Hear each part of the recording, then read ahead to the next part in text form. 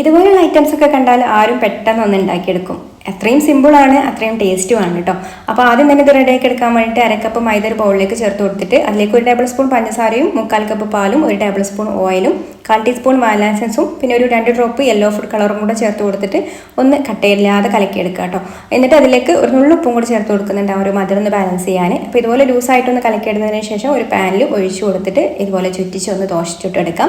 ചെറിയ പാനാണെന്നുണ്ടെങ്കിൽ പാൻ വെച്ചിട്ട് തന്നെ ഒന്ന് അങ്ങ് ചുറ്റിച്ചെടുത്താൽ മതി. ഒരു സൈഡ് റെഡി ആയിട്ട് വരുമ്പോൾ ഒന്ന് തിരിച്ചിട്ട് കൊടുക്കുക. ഈ ഒരു ഭാഗം കൂടെ റെഡി ആയി കഴിഞ്ഞാൽ ഒന്ന് ഡ്രൈ ആയി കഴിഞ്ഞാൽ എടുത്ത് മാറ്റി വെക്കാം. പിന്നെ നമുക്ക് വിപ്പിംഗ് ക്രീം വേണം. വിപ്പിംഗ് ക്രീം നല്ല സ്റ്റിഫ് ആവുന്നത് വരെ ഇതുപോലെ ഒന്ന് ബീറ്റ് ചെയ്തെടുത്തിട്ട് ഒരു പൈപ്പിംഗ് ബാഗിലാക്കി വെക്കാം. ഇനി ഇതിലേക്ക് മെയിനായിട്ട് വേണ്ടത് ഇതുപോലെ നല്ല പഴുത്ത നല്ല മധുരമുള്ള മാങ്ങയാണ്. അത് നീളത്തിൽ മുറിച്ച് വെക്കണം.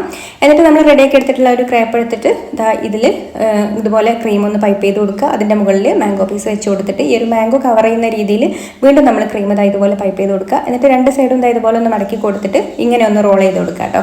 അപ്പോൾ അതൊരു പില്ലാൻ്റെ ഒക്കെ പോലെ തോന്നുന്നില്ല ഇത്. അപ്പോൾ അതാ നമ്മുടെ അടിപൊളിയായിട്ടുള്ള മാംഗോ ക്രേപ്പ് റെഡി ആയിട്ടുണ്ട്. നല്ല ടേസ്റ്റാണ് കേട്ടോ ഇത് കഴിക്കാൻ വേണ്ടിയിട്ട്. അപ്പോൾ ഇതുപോലെ കട്ട് ചെയ്തിട്ട് കഴിക്കാം. ഇഷ്ടമായിട്ടുണ്ടെങ്കിൽ ലൈക്ക് ചെയ്യാനും പേജ് ഒന്ന് ഫോളോ ചെയ്യാനും കൂടി മറക്കല്ലേ.